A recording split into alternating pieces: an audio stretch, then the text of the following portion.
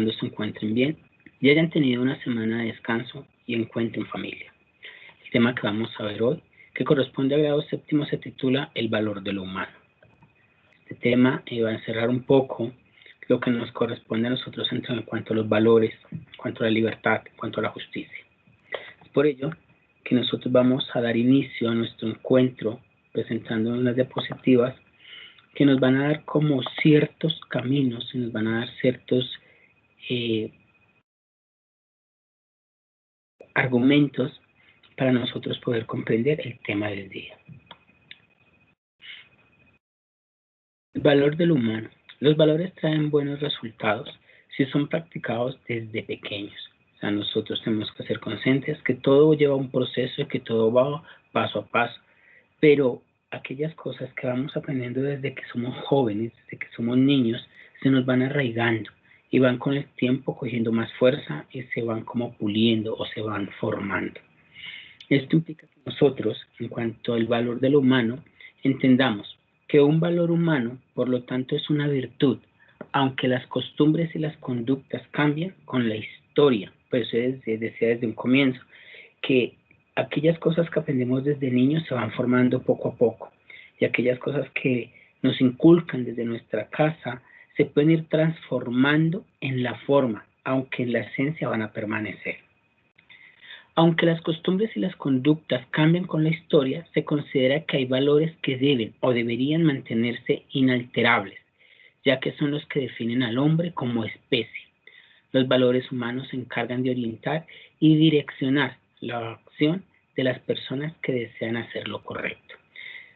Cuando hablamos de esos valores que van como surgiendo en casa, hablamos de la laboriosidad, la obediencia, el respeto y la tolerancia, el compromiso, la puntualidad, la responsabilidad, la honradez, la solidaridad, la sinceridad, el amor, la compasión. Y podríamos tomarlo que aunque es un valor patrio, también en nuestras casas de cierta manera se va formando. Cuando nos inculcan nuestra historia, nos hablan sobre nuestros antepasados, nos hablan sobre nuestro futuro, es la identidad nacional. Por ello, cabe destacar que en ocasiones el valor humano se refleja en leyes u obligaciones. En determinados contextos, un individuo no escoge ser responsable por su mera intención de actuar correctamente, sino también porque la irresponsabilidad constituye un delito. Esto ocurre, por ejemplo, cuando decimos no beber alcohol antes de conducir.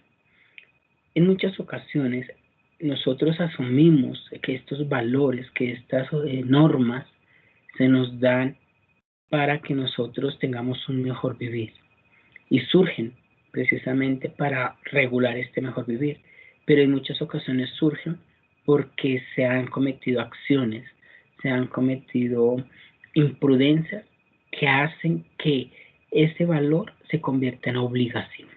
Lo que nosotros miramos en este ejemplo, cuando decimos no beber alcohol antes de conducir, es porque ya se han presentado anteriormente problemas, dificultades, daños, perjuicios hacia otras personas. Por lo tanto, el no beber no es tanto un valor, sino es una obligación. Pero el valor que viene trasfondo de ello es el cuidar el bienestar de los demás. Ese es ser responsables, ser solidarios con la vida de los demás. Nosotros miramos de cierta manera en qué consiste esos valores de casa, nos van a llevar a nosotros que la ley no se convierta solo en obligación, sino que se convierta en una norma de vida.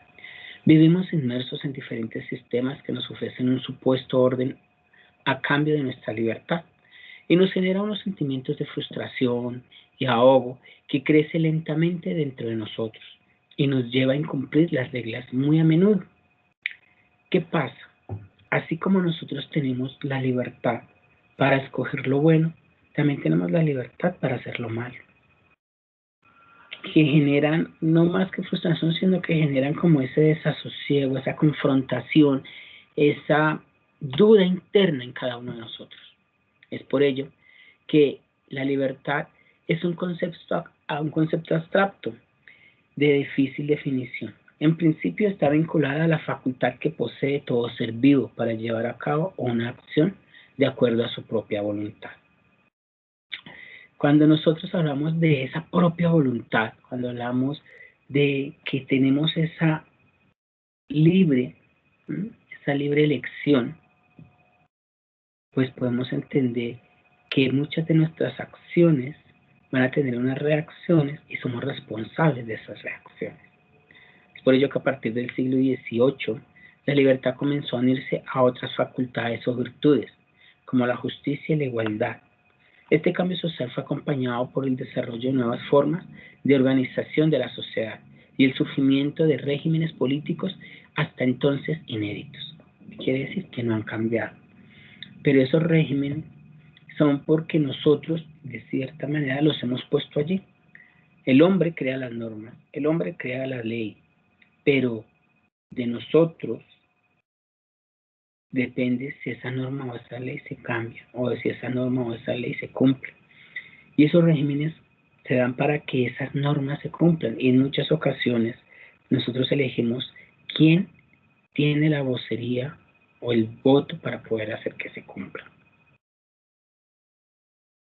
No gozamos de libertad absoluta porque preferimos la comodidad que nos proporciona que alguien nos organice la vida y nos proteja. Si un lobo intenta arrebatarle un trozo de carne a su líder, éste le recordará por qué ocupa ese puesto en la manada. En cambio, los seres humanos confiamos este tipo de situaciones a un sistema de justicia, el mismo que criticamos negativamente cuando no lo necesitamos. El hombre es libre, pero sabe que en esa libertad puede faltar. Por ello siempre va a escoger a otra persona para entregarle esa libertad y que esa otra persona decida por nosotros. Nos organice, nos cuadre, nos dirija, nos oriente. No porque en muchas ocasiones no podamos, sino porque en muchas ocasiones es necesario que nos guíen por el camino que probablemente no sabemos andar. Pero también tenemos una libertad individual que por otra parte debe ser protegida por el Estado. Ninguna persona puede coartar la libertad del prójimo. De lo contrario, las autoridades competentes deben actuar para castigar al responsable. ¿Qué quiere decir? Mi libertad va hasta donde comienza la libertad del otro, pero yo no puedo obligar a que el otro haga lo que yo quiero o lo que a mí me convenga, sino que yo tengo que respetar también que el otro puede decidir por sí mismo y puede hacer lo que él cree que es conveniente también para él.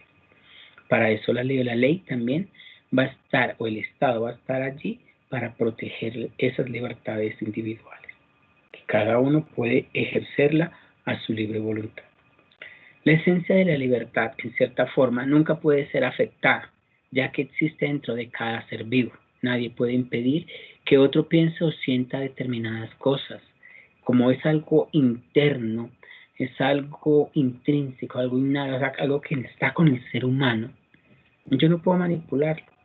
Puedo de cierta manera orientarlo, pero jamás manipularlo. Una cosa es que tú orientes para que la otra persona desee, otra cosa es que tú lo manipules para que haga lo que tú quieres. Ahora, la libertad en parte del pensamiento filosófico constitucional. ¿Qué quiere decir esto? La libertad constituye uno de los presupuestos del ser humano y con base en ella, para el lado de la dignidad humana, se ha constituido la esencia de los derechos de la persona. Si yo soy libre, ¿sí?, puedo ejercer el respeto al otro, la libertad al otro, el derecho a la vida, el derecho a la alimentación. ¿Por qué? Porque dentro de esa libertad que yo he cedido, también estoy protegiendo mi libertad individual. Y dentro de esa libertad que yo escojo al otro, ese otro también debe proveer que yo tenga una igualdad de derechos. De ahí la importancia que el Estado contemporáneo reconozca la individualidad del ser humano en la sociedad, pero sin desconocer los límites de actuar del gobierno. Y por tal razón, o por tal acción, debe partir de una base filosófica que le permite establecer políticas acordes a la tendencia protectora de la dignidad humana. ¿Qué quiere decir esto?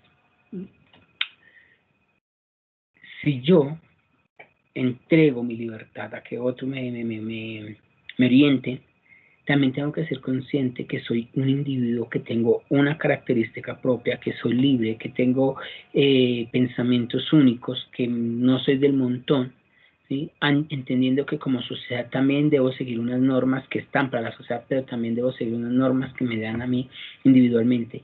A la vez que yo sigo, también pido. A la vez que yo sigo, también solicito que esas normas para mí también sean respetadas. Entendiendo esa libertad como libre acción del ser humano, como la decisión propia, también tengo que entender que me va a llevar a mí una responsabilidad. Pero dentro de esos términos, ¿qué significa responsabilidad? Pues vamos a comenzar con la responsabilidad ética, la responsabilidad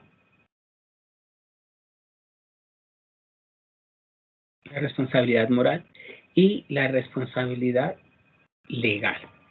Nosotros entendemos estos tres conceptos o estos tres términos de responsabilidad y los manejamos. Unos van entrelazados con los otros, pero cada uno de ellos tiene una connotación específica.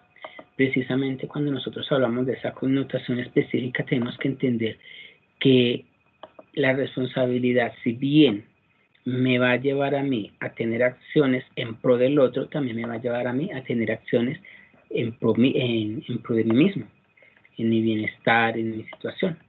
Cuando nosotros estamos hablando entonces en el primer concepto de esa responsabilidad,